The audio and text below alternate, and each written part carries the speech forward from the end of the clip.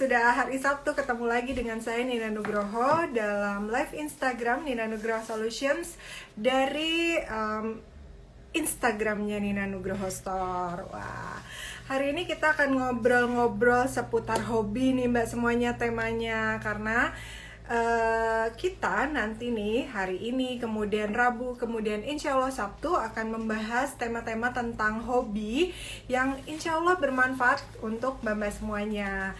Nah, hari ini seperti biasa saya menggunakan busana dari Nina Nugroho Store. Ini gamis ya Mbak, tuh ada flapnya, busui friendly. Kemudian seperti biasa khasnya adalah double manset.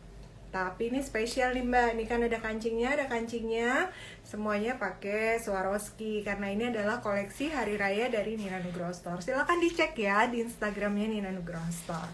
Oke, hari ini kita akan ngobrol tentang apa? Jangan lupa Mbak semua siapkan pertanyaan seputar tema, karena 2 pertanyaan terbaik akan mendapatkan hadiah dari Nina Nugroho Store. Terima kasih ya Nina Nugroho Store yang selalu bikin saya tampil cantik saat live Instagram. Dan juga terima kasih untuk hadiah-hadiahnya bagi para viewers dengan pertanyaan terbaik. Baiklah, hari ini kita akan ngobrol tentang berkebun di lahan terbatas. Nah, kan seperti yang tadi saya sampaikan, semuanya adalah tentang hobi. Pasti sekarang banyak banget kan Mbak semua yang punya hobi untuk berkebun.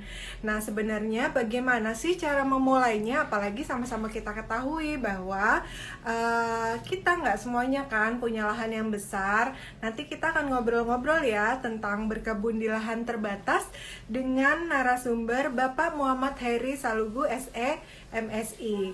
Beliau sekarang ini bekerja sebagai Kepala Bagian Tata Usaha Balai Besar Latihan Masyarakat Yogyakarta, Kementerian Desa, PDT, dan Transmigrasi. Experience-nya, beliau menjadi dosen tamu Fakultas Ekonomi Universitas Jana Badra, Yogyakarta. Kemudian beliau juga founder dari CV Xiaofiao Kreasindo, kemudian CV Kasmaji 82+2, K Plus Indonesia, kemudian CV Cipta Sumber Daya. Nah, certification-nya nih Mbak semua, Bintek dan ujian sertifikasi profesi ahli pengadaan barang jasa pemerintah Depnaker Trans Bogor, kemudian training ISO 9001-2011 NQA, pelatihan auditor internal ISO 9001-2015, wow. Kemudian education-nya Institut Pertanian Stiper Yogyakarta, Magister Manajemen Perkebunan, Sekolah Tinggi Ilmu Ekonomi Widya Wiwaha, Sarjana Akuntansi, wow. Kemudian Universitas Sanata Dharma, Sarjana Pertanian. Organisasinya, pelan-pelan ya para viewer semua, kita membacakan background beliau yang luar biasa sekali. Saya sampai wah, nanti gimana ya ngobrol-ngobrolnya, luar biasa banget nih pastinya tentang tema berkebun di lahan terbatas. Organisasi beliau Korbit Publikasi dan Dokumentasi, Tim Perencanaan dan Pelaksanaan Kegiatan Pariwisata Kota Surakarta, kotanya ibu mertua saya. Halo Mama. Kemudian Ketua Panitia Temu Karya Nasional Komunitas Hidroponik Indonesia, kemudian Ketua Komunitas Sahabat Hidroponik Yogyakarta. Wow.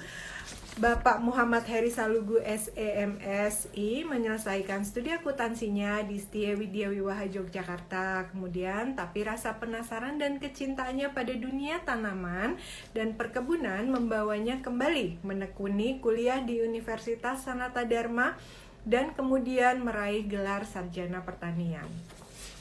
Gelar masternya di bidang manajemen perkebunan melengkapi kepakarannya. Pak Heri juga seorang pakar di bidang manajemen perkoperasian, entrepreneurship, perencanaan keuangan untuk UMKM, dan koperasi. Juga seorang motivator, berpengalaman menjadi pembicara, instruktur, dan trainer di berbagai kesempatan sejak tahun 2000 hingga sekarang. Wah, berarti sudah 20 tahun ya pengalaman beliau ya. Jadi silakan nih teman-teman, mumpung kita ditemani oleh seorang pakar yang luar biasa, silakan jangan lupa ajukan pertanyaan seputar tema, karena nanti pertanyaannya akan kami bacakan dan 2 pertanyaan terbaik akan diberikan hadiahnya oleh Nina Nugroho Store. Oke, sekarang kita undang beliaunya. Bismillahirrahmanirrahim. Robis rohli sadri wa sirri amri warhul data filisani ya kahul kauli bismillah. Ya, hari ini teman-teman semuanya juga sehat selalu ya. Nah, assalamualaikum warahmatullahi wabarakatuh.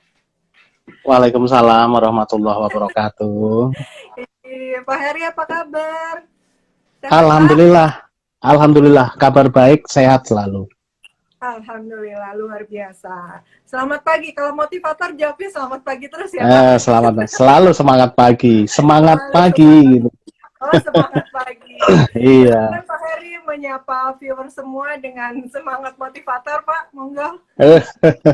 Baik, terima kasih. Assalamualaikum warahmatullahi wabarakatuh. Semangat pagi rekan-rekan semuanya.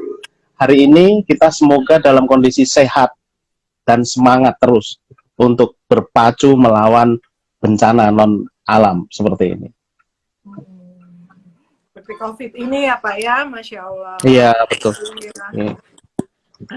Iya nih Pak Heri kan sekarang lagi masa pandemik seperti ini kan, pasti banyak mbak-mbak semuanya viewer kita di rumah punya kegiatan yang mungkin dulunya masih hanya sekedar angan-angan, tapi sekarang ingin ingin direalisasikan gitu sebagai hobi yang bermanfaat. Apalagi juga kan pemerintah punya program ketahanan pangan tuh ya Pak ya, pentingnya ketahanan pangan katanya. Nah itu menurut Pak Heri bagaimana tuh Pak Heri? Begini, di kala krisis seperti ini, katakanlah krisis global ya, karena semua negara merasakan, yakni tentang persebaran COVID-19. Pandemi istilahnya, karena seluruh negara merasakan. Satu hal yang penting bagi kita, bagi semua negara, bukan hanya kita saja, itu adalah hajat hidup orang banyak. Urusan perut, kan begitu. Karena kalau kita bicara mengenai kehidupan, itu urusan perut nomor satu. Oleh karena itu, ketahanan pangan ini penting sekali artinya. Karena semua negara mesti mempertahankan keadaan atau suplai makanannya kepada rakyatnya. Oleh karena itu, program ketahanan pangan ini diupayakan untuk seluruh negara ini memiliki motivasi yang sama, memiliki visi yang sama, dan memiliki program yang harus dilaksanakan. Karena menurut gambaran, menurut rilis yang diberikan oleh Pusat Informasi Harga Pangan Strategis Nasional, harga pangan ini yang tergantung import itu sudah sangat langka. Karena negara-negara di luar sana juga mempertahankan cadangan pangannya bagi masyarakat. Di sisi lain, dengan kondisi pandemi, di mana protokol kesehatan itu betul-betul menjadi prioritas utama, maka pangan ini menjadi fokus yang harus diselesaikan oleh seluruh negara. Kenapa seperti itu? Karena memang ini tidak boleh terlambat sedikit pun. Kita kan tidak mungkin kemudian kita berpuasa 1 hari. Kalau itu tanpa makan sama sekali ya Pak ya? Tanpa makan sama sekali. Kemudian suplainya tidak ada. Ini mau apa lagi kita? Oleh karena itu memang sebagian besar di negara-negara di seluruh dunia, ketahanan pangan ini menjadi sebuah prioritas yang tidak harus dilalaikan. Saya kira itu, Iya gitu. betul Pak. Iya karena kan namanya pangan ya Pak ya, itu kan jadi salah satu kebutuhan dasar, sandang, pangan, papan gitu kan Pak ya. Jadi benar-benar betul-betul tidak bisa dilalaikan. Nah Pak, permasalahannya sekarang gimana sih caranya gitu untuk supaya kita bisa merealisasikan ketahanan pangan ini Pak, sedangkan kan nggak semua viewers nih terutama ya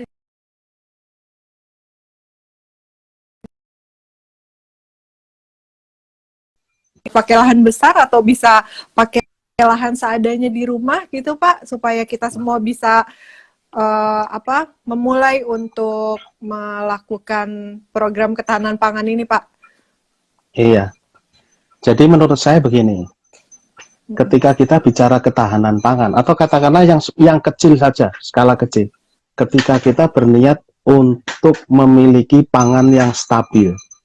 Kita tidak lagi bicara mengenai ketahanan pangan, itu sudah sangat makro gitu. Kita ingin bagaimana rumah tangga sendiri mampu mencukupi sebagian kecil dari pangan itu sendiri. Contohnya begini, kalau kita akan memproduksi apa namanya istilahnya beras, prosesnya panjang. Oleh karena itu kita bicara yang instan, yang setiap orang bisa memanfaatkan lahan sekecil apapun. Lahan 1 x 1 meter persegi itu cukup untuk ditanami dan menghasilkan.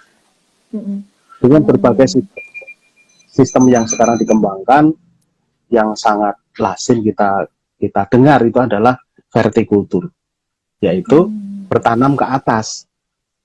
Kalau ke atas itu sudah mentok, maka di atasnya lagi kita tanami. Artinya di atap kita tanami. Jadi semua lahan itu bisa ditanami dengan cara yang tentunya dengan teknologi tepat guna. Ini yang menjadi solusi yang kita sarankan kepada teman-teman semuanya. Saya kira itu yang paling bagus. Tadi istilahnya apa Pak?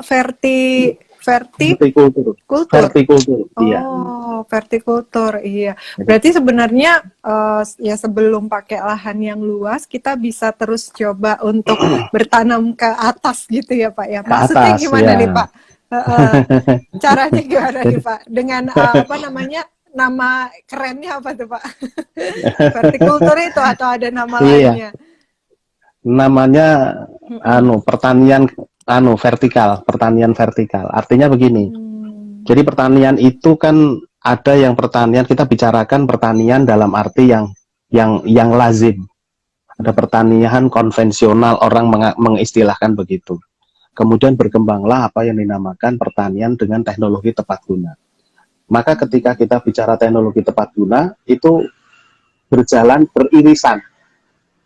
Ketika saya mau menanam dengan menggunakan paralon, tetapi masih semi konvensional. Artinya paralon dilubangi, kemudian dikasih tanah, ditanemin itu ke atas. Seperti itu. Nah, ini masih semi konvensional. Ketika kita berkembang masuk kepada pertanian yang berteknologi tepat guna, maka seperti kita ketahui, itu kita menggunakan pertanian dengan menggunakan sistem hidroponik. Dengan lahan sekecil kita manfaatkan. Artinya apa? Kita tidak lagi menggunakan tanah, tapi menggunakan kekuatan air yang kita modifikasi supaya tanaman itu tumbuh sesuai dengan habitatnya. Ini yang sedang ramai sekarang teman-teman.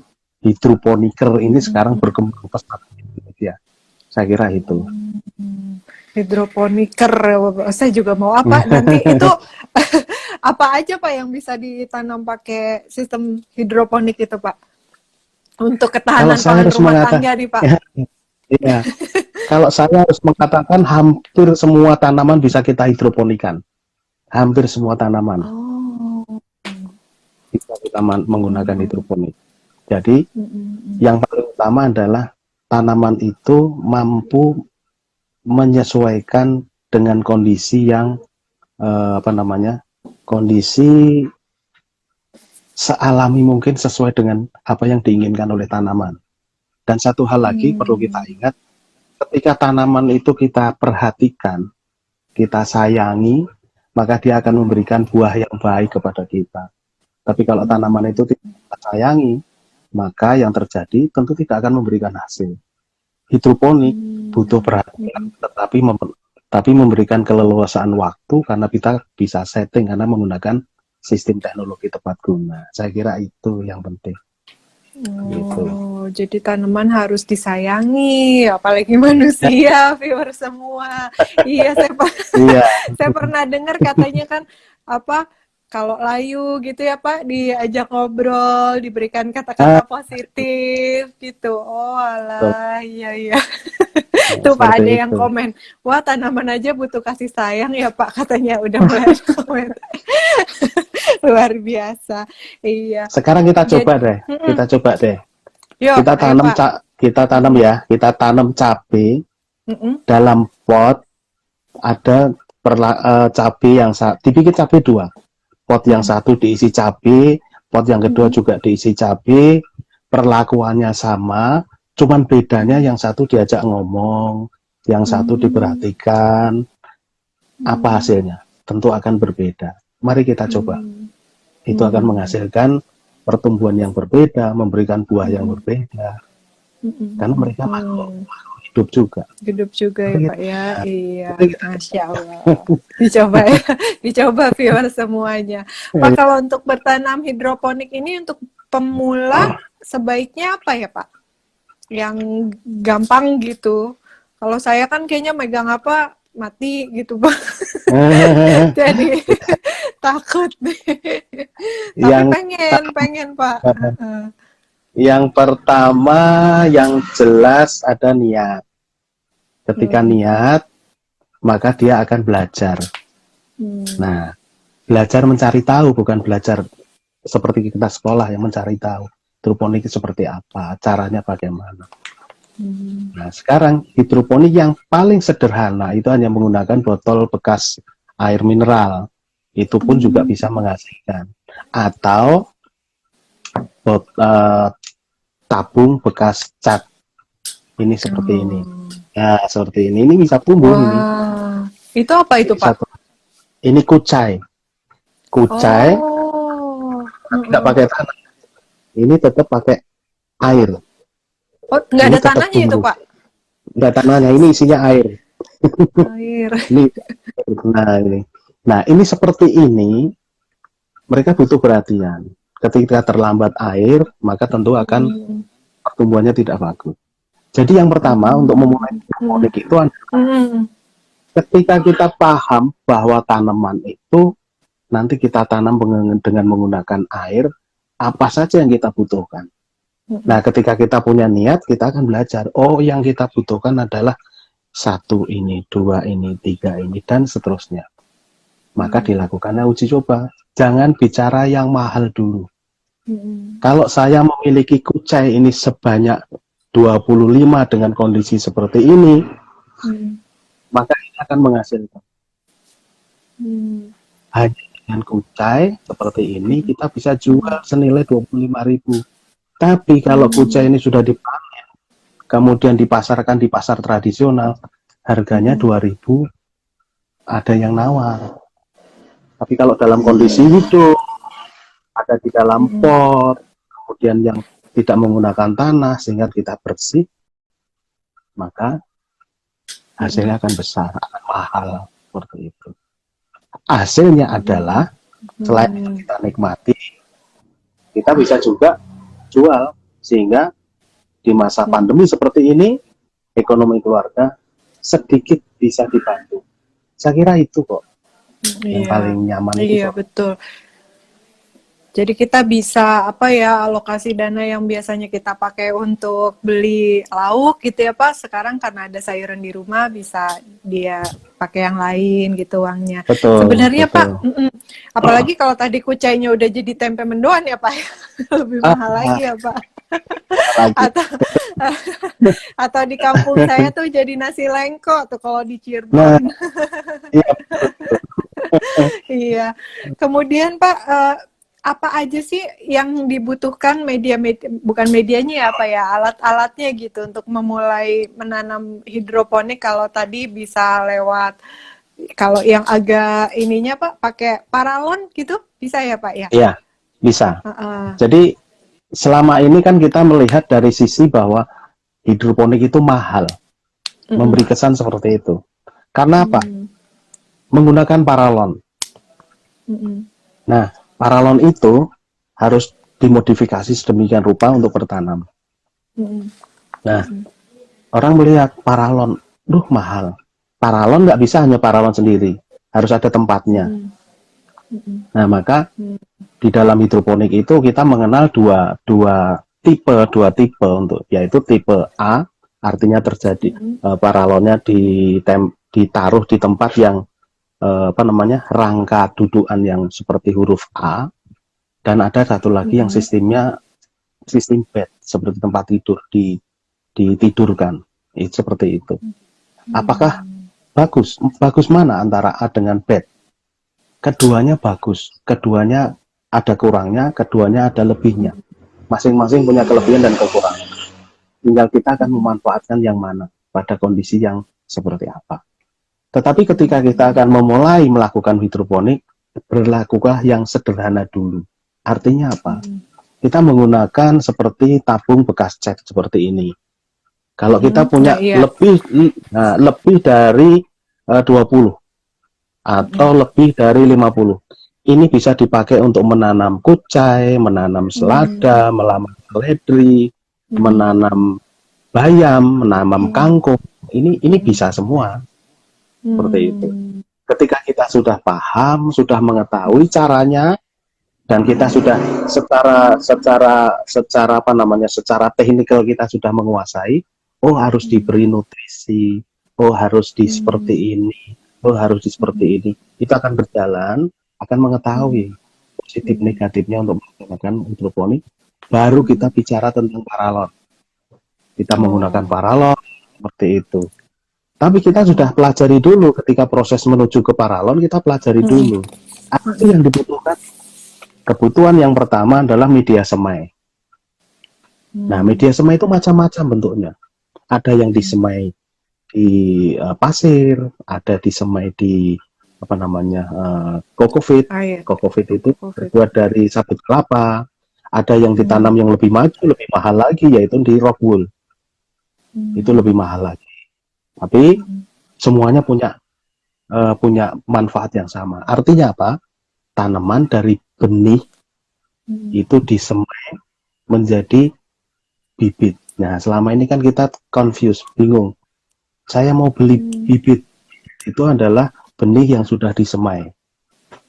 Nah, ketika itu sudah semai, sudah menjadi bibit, satu yang kita terima adalah kepuasan yang luar biasa.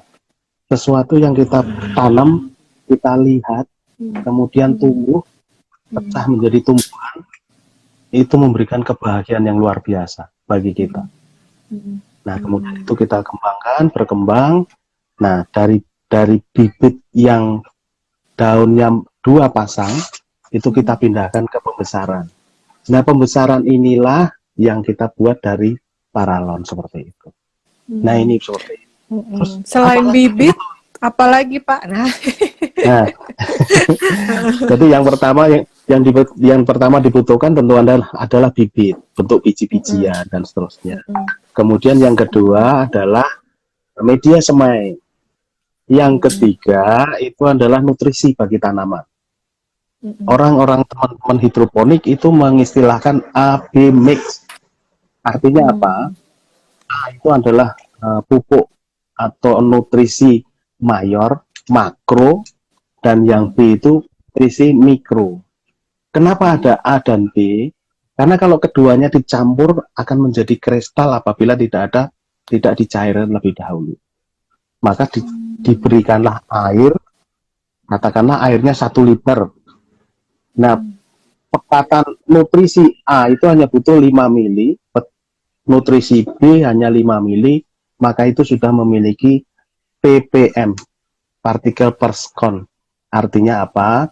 Artinya adalah unsur hara yang terlarut di dalam air yang cocok untuk makanan tumbuhan, itu nilainya sudah ada. Nilainya sekitar 600 ppm. Kenapa seperti itu? Karena nutrisi itu mengandung listrik. Kemudian akar juga mengandung listrik dan itu tarik-menarik sehingga terjadilah serapan nutrisi kepada akar. Dan satu hal lagi, ketika kita bicara tentang hidroponik, maka yang dimakan oleh tanaman tersebut adalah makanan siap makan, bukan siap saji, tapi siap makan bagi tanaman. Tapi kalau kita tanam di tanah, tanaman itu masih cari-cari tanah ketika apa yang harus saya makan. Tapi kalau di hidroponik itu sudah tersedia apa yang dibutuhkan oleh tanaman. Saya kira itu. Jadi pertama yang kita pahami adalah satu, kita memiliki niat dulu. Kalau niat, orientasinya belajar. Kemudian yang kedua, dalam hal alat itu adalah kita memiliki katakanlah media untuk pembesaran.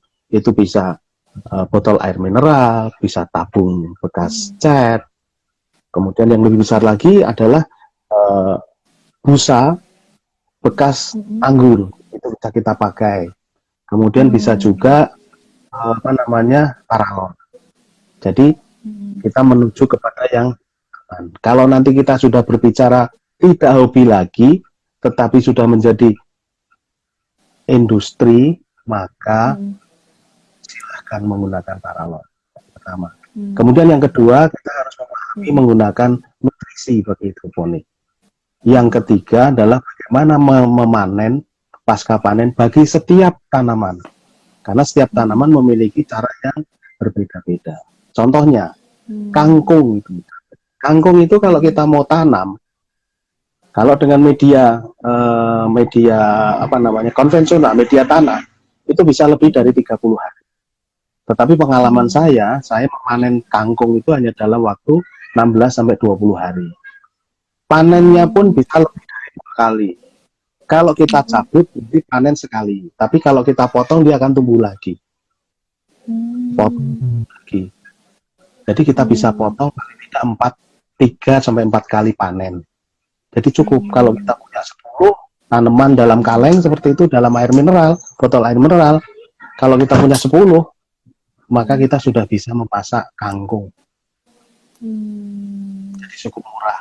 Tidak perlu belanja di pasar, karena banyak pasar kita bersinggungan dengan orang-orang lain, kita tidak tahu siapa pembawa carrier COVID. Ya Pak. Carrier kita di rumah, kita bertanam, kemudian kita manfaatkan tanaman untuk kita panen sendiri untuk konsumsi keluarga. Saya kira itu. Wah, luar biasa. Pak, udah banyak pertanyaan nih Pak dari viewers Pak.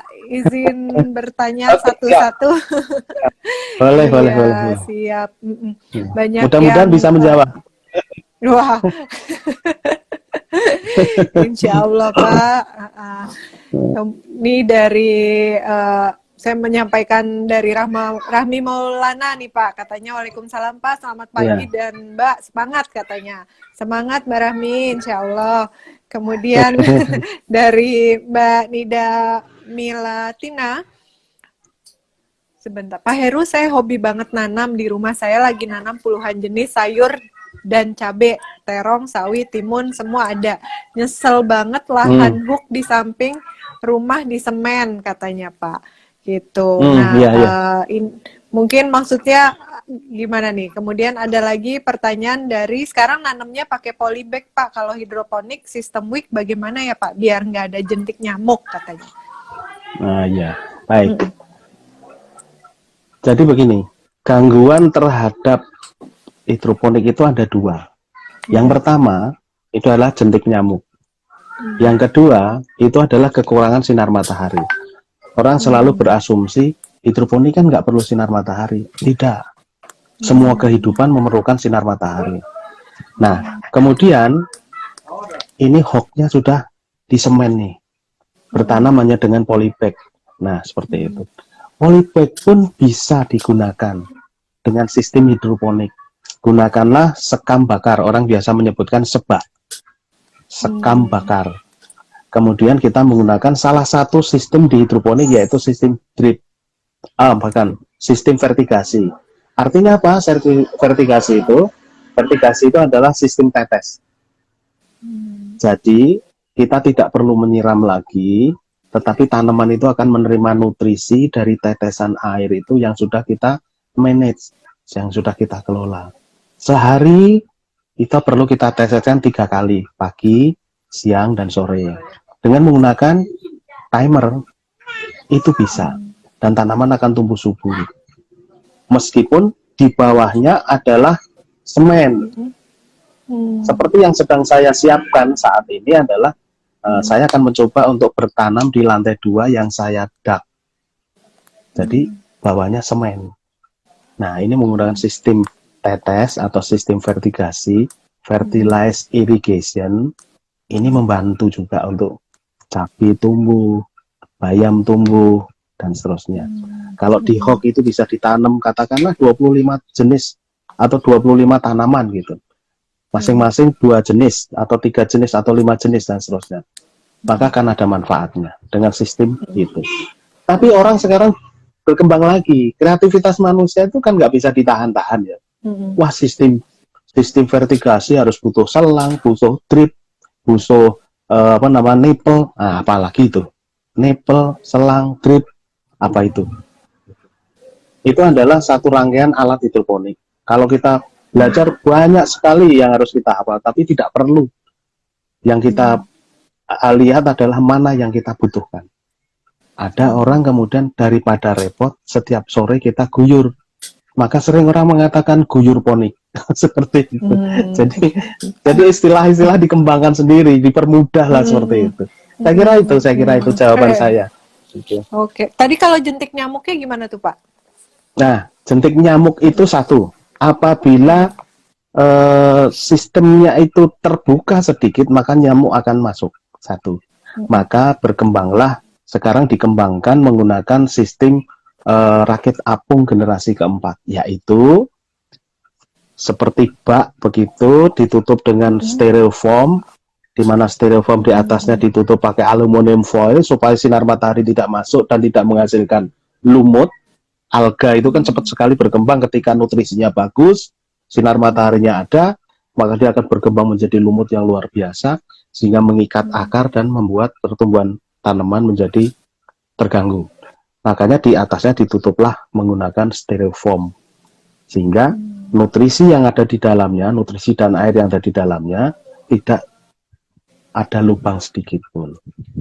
Pertama itu. Tapi kadang-kadang juga teman-teman menggunakan sistem yang lebih aneh gitu. Kita menggunakan di dalam bak yang menjadi tandon nutrisi itu diberikanlah ikan cupang. Tapi apakah bagus? Ya kita lihat, ikan cupang mengeluarkan kotoran kan gitu. Apakah itu mengganggu? Ada yang mengatakan terganggu, ada yang mengatakan tidak. Tergantung skala yang dibutuhkan. Kalau skalanya besar, saya kira tidak signifikan. Tapi kalau skalanya kecil, terasa itu seperti itu. Saya kira itu. Jadi menggunakan ikan cupang bisa.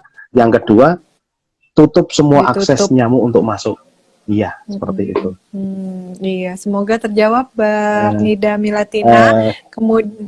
Kemudian dari Febianin, bagaimana cara efektif berkebun di lahan yang terbatas, Pak? Dan metode apa yang cocok digunakan di lahan yang sempit, katanya. Tadi sudah terjawab, mungkin Pak ada yang ditambahkan? Iya, jadi kalau lahannya di rumah saya yang sekarang ini lahannya cuman katakanlah nggak sampai semeter. Lahan saya hanya sekitar 25 cm, sepanjang 3 meter. Saya menanam buah tin, saya menanam merica, perdu, saya menanam jeruk kecil ya, jeruk sambal, semuanya tumbuh. Itu di pinggir jalan. Kemudian di atasnya saya pasangi paralon. Saya menanam kangkung. Karena apa? Kalau saya menanam pakcoy atau selada, maka akan bengkok. Karena apa? Kena pagar. Gitu. Ya, karena itu saya tanami tanaman yang naik ke atas, seperti seledri, seperti kangkung di atasnya. Jadi pagar saya itu isinya sayuran. Di sebelah Bapak ada sayur-sayuran atau ada tanaman yang bisa dipirsani nggak nih Pak? Bisa dilihat nggak nih Pak? Contohnya ini. Oh. Ini kan kucai ya. Ada banyak di depan. Ini kucai. Kucai ini bisa diganti dengan seledri. Kucai ini kan hanya pakai pot kecil seperti ini. Nah ini pot kecil. Nah pot kecil ini bisa diganti-ganti. Oh besok saya ganti menggunakan seledri. Saya ganti pakai selada. Saya mau pakai kangkung. Kalau saya memiliki kaleng seperti ini atau bekas cat seperti ini, itu sebanyak 25. Ditaruh bisa di lahan kecil. Itu bisa. Jadi lahan kecil yang ukuran 25 ini kan ukurannya cuma 6 cm, 12 cm. Nah, kalau 25 cm dengan 3 meter Bisa Berapa banyak dua dikali 3 meter Nah, ya banyak ya. Bisa ini 60 kalengan ya Pak ya, kira-kira. 100 kaleng, 100 kaleng. Oh, luar Nah, 100 biasa. kaleng Hmm. dengan 4 jenis tanaman. Hmm. Tapi kita makan Mm-mm. tidak sempat dimakan. Karena Udah kalau ada orang kebanyakan. lewat, bukan kebanyakan, Eh, kadang dibeli orang lewat. oh, Jadi orang lewat kok Masya bagus, kok Allah. subur ya. Saya beli ya Heeh, Pak, silahkan dibeli. Akhirnya dibeli berapa harganya? Sukarela dah. heeh. Bapak kasih berapa beli. Masya Ini, Allah, ya. ini hebatnya marketing. Ketika Mm-mm. kita bicara sukarela, Mm-mm. dia tidak pembeli tidak akan menghargai dengan harga murah. Paling tidak 15.000. Padahal kalau di pasar harganya 2.000 nggak laku loh. Karena udah Jadi lihat sendiri Pak, iya ya, apa pada seger-seger gitu tanamannya betul. ya. Iya, baik Kuncinya di Pak kok. marketing. Mm-mm. Marketing. Kuncinya di marketing itu gitu. Udah lihat contohnya sendiri. Pertanyaan Iya. selanjutnya Pak dari Obi Hmm, 15 underscore. hmm. Assalamualaikum, selamat sore Mbak Nina dan Pak Waalaikumsalam. Heri. Ya. Izin bertanya Pak, selain metode hidroponik, apa ada metode lain yang cocok untuk berkebun di lahan sempit ya Pak? Terima kasih katanya. Ya. Selain berhidroponik, tadi sudah saya katakan dengan vertikultur. Hortikultur. Vertikal urbaning vertikal. Jadi ditanam tapi naik ke atas. Mm-mm. Naik ke atas. Nah, ini eh, banyak yang bisa kita tanam. Jadi menggunakan paralon naik ke atas setinggi 2 meter, kiri kanannya kita kasih lubang, kita tanamin. Tanamannya bisa sama. Kalau sayur, sayur semua. Mm-mm. Contohnya, paralon yang ukuran 4 in gitu ya. Itu kita bisa bikin sisi kiri kanan, apa namanya, depan belakang, sisi kiri kanan. Jadi ada 4. Kemudian yang sisi satu dikasih selada merah, sebelahnya dikasih lawannya selada hijau, kiri kanannya itu menggunakan apa namanya, kucai, misalkan satu menggunakan kucai, satu lagi menggunakan eh, daun bawang atau seledri. Ketika itu tumbuh semua, maka menjadi berwarna-warni. Ada yang merah, ada yang Merah, hijau. hijau. Nah, seperti itu. Dan kemudian ketika ada orang lewat, banyak sekali dipakai untuk selfie. Ketika rumah kita dipakai untuk selfie, itu menunjukkan bahwa orang senang melihat sayur. Seperti itu. Iya, Selain hidroponik itu sendiri. iya, Nah, itu. itulah Mas Obi 15 underscore. Semoga terjawab ya. Selain hidroponik bisa pakai vertikultur. Kemudian Pak, dari Hayuning Oktavianti, tanaman apa saja Pak yang bisa dibuat hidroponik? Perlu diketahui tempat kami tidak punya lahan yang luas, tapi kami pengen ada bermacam-macam tanaman. Apakah ada perawatan khusus dalam melakukan hidroponik itu Pak? Katanya. Iya. Tadi juga sudah Perawatan disampaikan. iya. Perawatan khusus hidroponik lebih simpel daripada kalau kita bertanam secara konvensional. Jadi contohnya begini. Saya akan bertanam yang simpel ya, kangkung. Nah, ketika kangkung itu ditanam di lahan berapa luasnya lah, katakanlah 100 meter persegi. Itu menjadi sekitar, kalau bedengannya itu sekitar 1 meter, maka menjadi 10. Tapi harus ada jeda. Jedanya itu sekitar 25 cm, 50 cm, 25 cm, 30 cm begitu. Katakanlah tidak menjadi 10 tetapi menjadi 8 atau 7 bedeng sepanjang 10 meter. Sudah kita tanami kangkung. Apa yang harus kita lakukan? Yang kita lakukan adalah melihat, memelihara, menengok. Kenapa? Siapa tahu kangkung kita kekurangan air, harus kita siram. Siramnya sehari berapa kali sih Pak? Kalau di bedengan kan sehari 2 kali, pagi, sore, seperti itu. Nah sekarang kalau kita menggunakan sistem itu 100 meter, lahan itu dipakai untuk kangkung, dengan jarak satu tanaman dengan tanaman yang lain sekitar 10-15 cm, 100 meter jadi berapa banyak kangkung? Banyak sekali. Bisa Dan sepasar ya. lagi, wah, dan satu lagi, tidak perlu lagi kita menggunakan setiap pagi dan sore kita siram. Karena Hmm. airnya sudah mengalir secara dinamis. Hmm. Ini yang menjadi kelebihan dari hidroponik. Seperti itu. Hidroponik ya Pak. Iya. Iya. Tadi ada yang tanya juga sebentar mana. Contoh bahan-bahan apalagi Pak selain botol yang di sekitar kita yang bisa dipakai untuk dijadikan media tanam di lahan keluarga yang sempit katanya, dan Iya. nutrisinya apa aja katanya Pak untuk penanaman itu. Baik. Jadi apa saja yang bisa dipakai ya? Mm-mm. Semua bahan yang punya lubang bisa kita pakai. Bambu bisa, botol bekas bisa, kemudian tong kecil yang tidak terpakai bisa. Terus kemudian bekas cat yang 1 galon itu bisa. Kemudian Kedalamannya berapa Pak? Perlu kedalaman berapa Pak? tidak harus, contohnya Tidak gini, harus ya. tidak harus kecil, tidak harus besar. Ketika besar berarti kita harus menggunakan sistem tetesan atau guyuran. Contohnya begini, saya akan membuat hidroponik dengan menggunakan paralon ukuran 4 in setinggi 2 meter. Terus saya siramnya dari mana? Ini kan pertanyaan. Nah, caranya adalah dari bawah kita bikinkan tandon nutrisi. Kemudian tandon nutrisi kita tarik dengan pompa akuarium naik ke atas.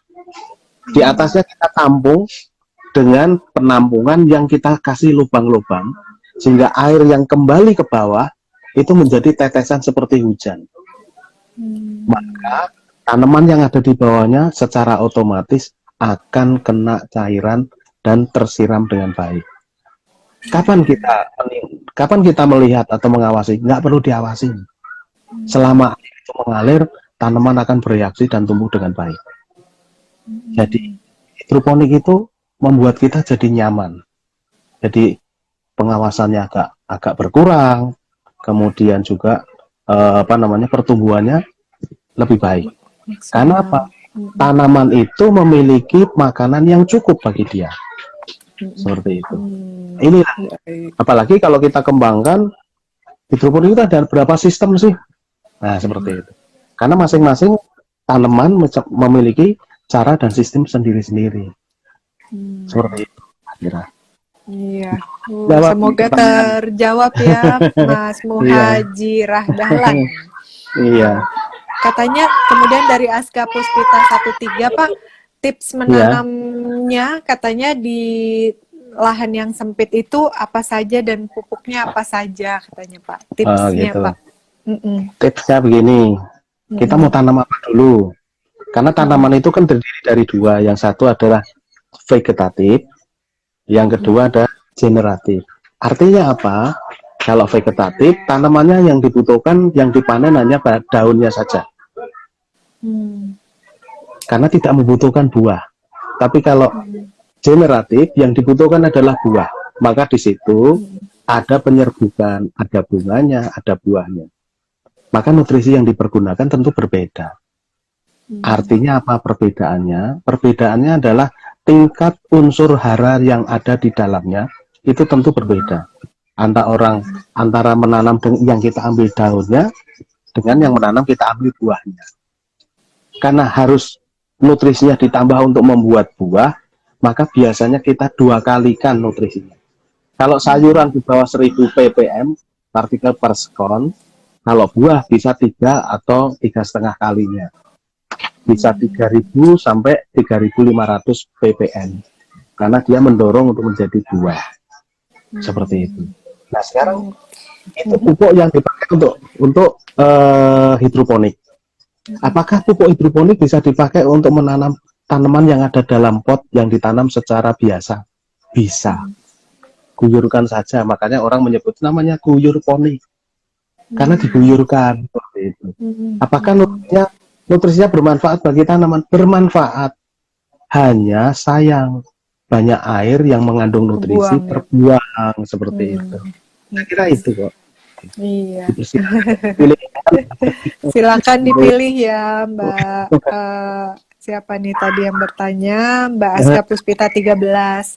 Oke, kemudian Pak, pertanyaan lagi dari eh, AA_Ceong, Pak. Berkebun dengan Iya. metode kebun vertikal apa aja yang menurut Bapak tersulit dan termudah katanya? Mungkin tantangannya Eh, apa gitu, Pak?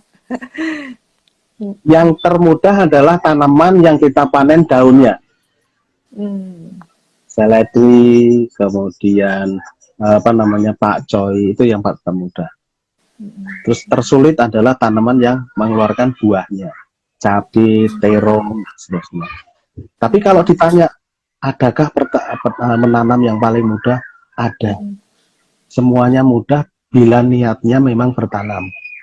Sulit ketika niatnya tidak bertanam, hanya sebatas ikut-ikutan. Nah, ini sulit. Makanya sulit dan mudah tergantung kita menyikapinya. Kita mau semua kesulitan dimudahkan atau yang mudah-mudah kita persulit. Kembali ke diri kita masing-masing. Saya kira itu kok. Oh, kembali ke Silakan. niatan ya Pak ya. Mungkin ya itu mungkin Pak terjawab kenapa saya nggak mulai-mulai. Niatannya belum bulat-bulat nih Pak. Pengen punya itu cuma nggak mulai-mulai. Aduh, jadi malu nih, ketahuan. Aduh, baik-baik. Kemudian pertanyaan lagi Pak dari Dedi Kurniadi, tanaman apa saja yang paling penting untuk dirawat oleh keluarga katanya Pak. Mungkin untuk ketahanan pangan keluarga nih Bapak punya apa tanamannya apa aja gitu kira-kira yang diperlukan. Tergantung kebutuhan kita ya. Tergantung kebutuhan kita. Kita ingin tanaman itu waktu panennya singkat atau tanaman itu memiliki waktu yang panjang tapi panen berulang-ulang. Seperti itu. Kalau kita ingin bertanam dengan panennya singkat, maka tanamlah sayur-sayuran yang unsurnya daun. Tapi kalau misalkan kita ingin tanaman yang bisa berulang-ulang dipanen, tanamlah tanaman yang memiliki unsur kayunya. Apakah bertanam dengan misalkan pepaya itu bisa ditanam dengan menggunakan hidroponik? Bisa. Pepaya ditanam dalam pot dengan sistem pengairan vertikasi. Apakah pisang bisa ditanam di dalam pot? Bisa. Dengan sistem guyur ponik atau sistem tetes. Apakah juga enak? Tergantung nutrisi yang kita masukkan. Kadang ekstrimnya sekali, ada orang menyebutkan, pisangnya kita bikin jadi pedas ya. Bisa. Kita bikin jadi pedas. Karena unsur-unsur garam yang di dalamnya kita bisa atur. Tapi nggak langsung kalau pisang rasanya pedas kan gitu. Iya Pak. Sampai bisa sebegitunya ya di ininya ya Pak ya. Tergantung nutrisinya ya, Masya Allah. Ya Baik, seperti baik. itu. Iya, iya Pak. Seperti halnya teman-teman kita yang ada di Brebes, karena telur asin kok bisa berasa udang. Oh, Nah, kan iya, iya. ini kembali lagi bahwa suatu saat pertanian ini menemukan teknologinya di tangan-tangan orang-orang yang tepat. Kita melanjutkan apa yang mereka temukan. Saya kira itu kok. Iya, jadi rekayasa genetika bukan hanya pada manusia ya Pak, sama tanaman juga bisa. Aduh, luar biasa. Baik Pak, pertanyaan lagi Pak dari Nanda_Nurlela_Lubis. Assalamualaikum Mbak Nina, waalaikumsalam. Izin bertanya Pak, adakah solusi ekonomis untuk penggunaan pupuk cair yang akan kita pakai untuk bercocok tanam secara hidroponik di masa pandemi katanya Pak? Iya, baik. Ini kita bedakan pupuk cair dan nutrisi hidroponik. Kalau pupuk cair yang diproses secara mikroorganisme, saya belum pernah menggunakan karena kayaknya nggak cocok. Yang perlu kita pahami adalah ketika kita membuat pupuk cair yang diproses melalui mikroorganisme, maka itu belum berunsur ion.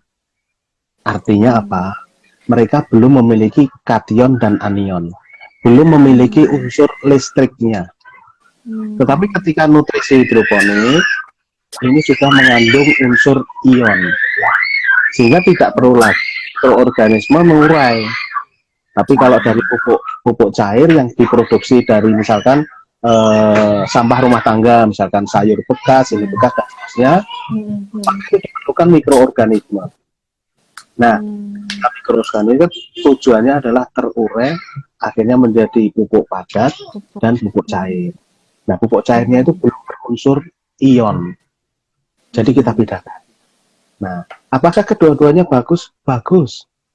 Ketika mikroorganisme pupuk cair yang diproduksi dari mikroorganisme masuk ke tanah, maka yang menerima pertama kali bukan akar, tapi mikroorganisme yang lain untuk merubah menjadi ion. Tapi kalau nutrisi hidroponik itu sudah berunsur ion, sehingga kalau diguyurkan di tanah sayang banyak hilangnya. Karena kalau ditampung akar masuk di dalamnya akan terjadi proses listrik tarik-menarik. Nutrisi ditarik akar dengan cepat. Maka pertumbuhan tanaman-tanaman hidroponik itu prosesnya lebih cepat panen. Saya kira itu. Iya.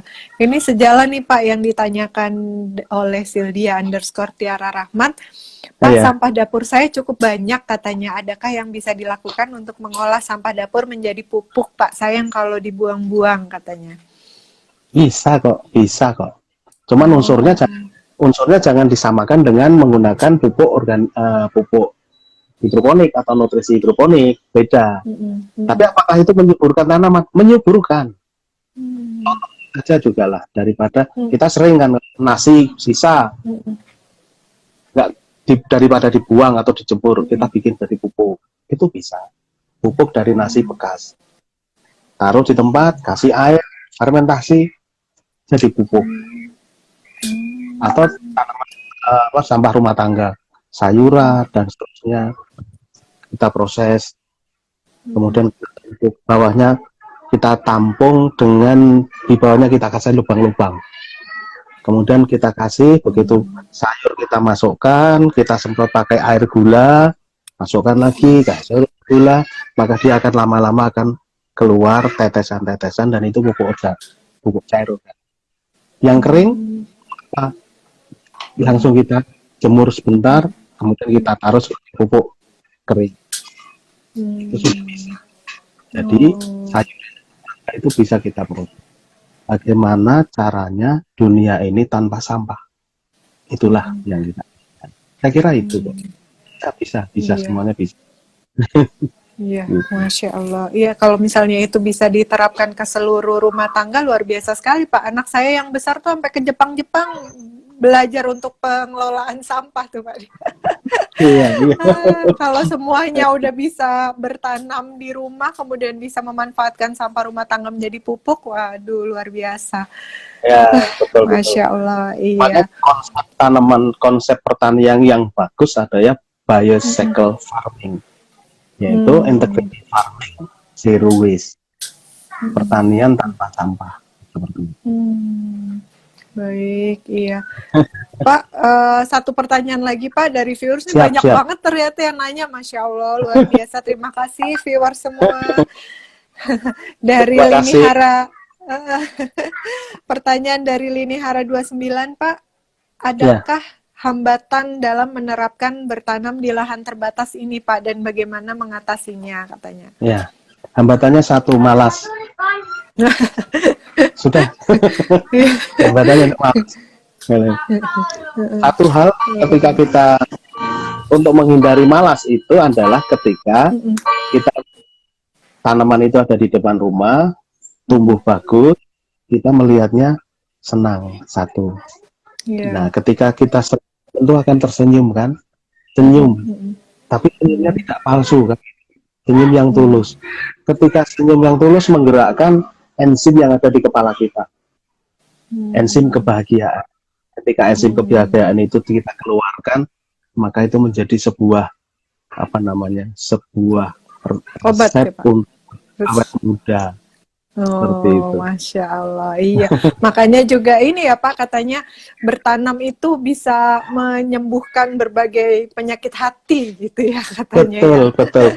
Masya Allah. Petani kita yang petani orang tua kita ketika petani usianya panjang-panjang loh. Semangatnya luar Oh, biasa kan. iya, iya. Betul, betul, Pak. Karena yang ditemui adalah kebahagiaan seperti itu. Masya Allah. Aduh, iya Pak. Terakhir Pak, tips dan Iya, sarannya nih Pak untuk yang ingin bertanam hidroponik Pak. baik. Mm-mm. Yang pertama adalah kita niatkanlah bahwa kita memiliki keinginan untuk menanam dengan cara apapun.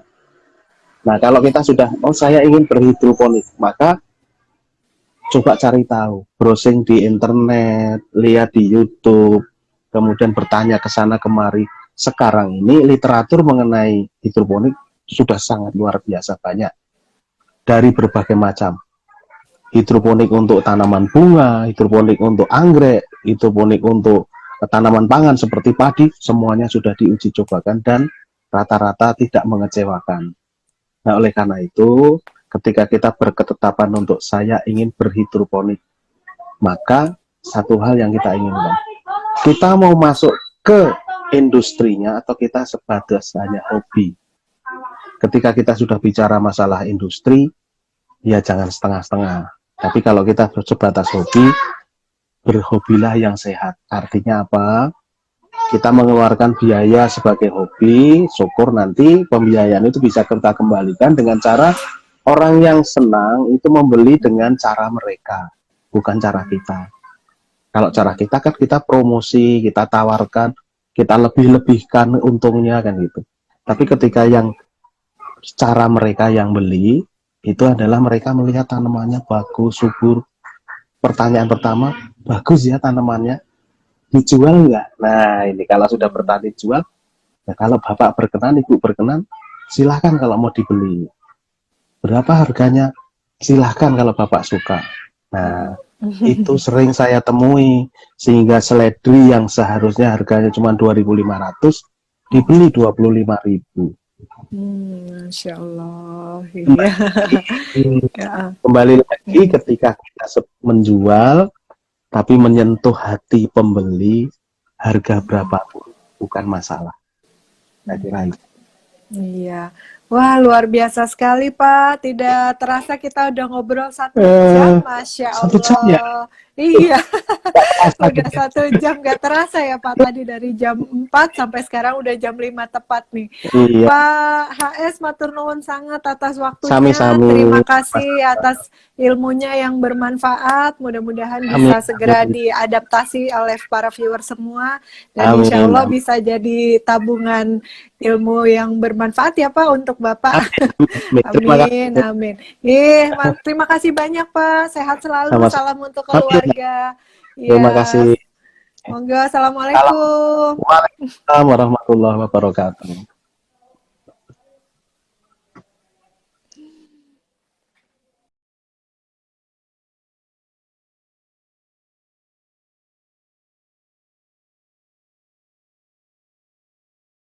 Tentang bercocok tanam di lahan yang sempit, banyak sekali tadi bisa satu persatu diadaptasi oleh teman-teman semuanya, oleh para viewer semuanya nih. Nah, untuk Mbak yang tadi nggak sempat nonton live Instagram yang sudah berlangsung dari jam 4 sore tadi, maka bisa ditonton di IGTV-nya Nina Nugroho Store. Jadi, wah yang merasa terlambat nih, aduh aku ternyata ilmunya bermanfaat banget, ternyata aku perlu banget, tapi belum nonton dari jam 4 tadi dan sudah terlambat, maka bisa diakses di IGTV-nya Nina Nugroho Store. Nah, sekarang waktunya untuk pengumuman pemenang. Dipilih 2 penanya terbaik dengan pertanyaan terbaik yang akan mendapatkan hadiah dari Nina Nugroho Store. Iya, mohon maaf ya kepada Mas Mbak semuanya yang belum sempat terjawab pertanyaan-pertanyaannya. Mungkin bisa di DM beliau untuk bertanya lebih lanjut terkait sistem tanam hidroponik di lahan terbatas. Iya, mana ini? Oke, yang menjadi pemenang sore hari ini adalah yang pertama. Wah, yang baru aja nge-wave nih. Obi 15, Obi 15 _ Assalamualaikum sore Mbak Dina dan Pak Heri. Salugu izin bertanya Pak, selain metode hidroponik, apakah ada metode lain yang cocok untuk berkebun di lahan yang sempit Pak? Terima kasih. Selamat kepada Obi 15 _ Kemudian pertanyaan terbaik kedua jatuh kepada Sildia _Tiara Rahmat. Pak, sampah dapur saya cukup banyak. Adakah cara yang bisa dilakukan untuk mengolah sampah dapur menjadi pupuk, Pak? Sayang kalau dibuang-buang. Ya, selamat kepada Obi 15 _ dan Sildia _Tiara Rahmat. Silakan untuk menghubungi link yang ada di bio Instagramnya Nina Nugroho Store. Link tersebut akan terhubung dengan sales advisor kami untuk kemudian dibantu bagaimana caranya mendapatkan hadiahnya. Terima kasih atas perhatian para viewer semua di sore hari ini. Mudah-mudahan kita selalu bisa senantiasa berbagi ilmu yang bermanfaat. Saya berterima kasih sekali atas support teman-teman semuanya, para viewers, Mbak-mbak dan Mas semuanya yang selalu setia nonton live Instagramnya Nina Nugroho Store setiap hari Rabu dan hari Sabtu jam 4 sore. Insya Allah nanti kita ketemu lagi di hari Rabu dengan tema-tema yang tidak kalah menariknya dan masih seputar berkebun, Mas dan Mbak semuanya, maka nantikan ya, jangan lupa hari Rabu jam 4 sore. Terima kasih Mas Mbak. Saya Nina Nugroho pamit mundur dari hadapan Anda apabila ada kesalahan dalam saya membawakan acara ini. Saya haturkan maaf yang sebesar-besarnya dan salam hormat. Semoga Mbak Mas semua selalu dalam keadaan sehat walafiat dan dalam lindungan Allah. Wassalamualaikum warahmatullahi wabarakatuh. Sampai ketemu hari Rabu.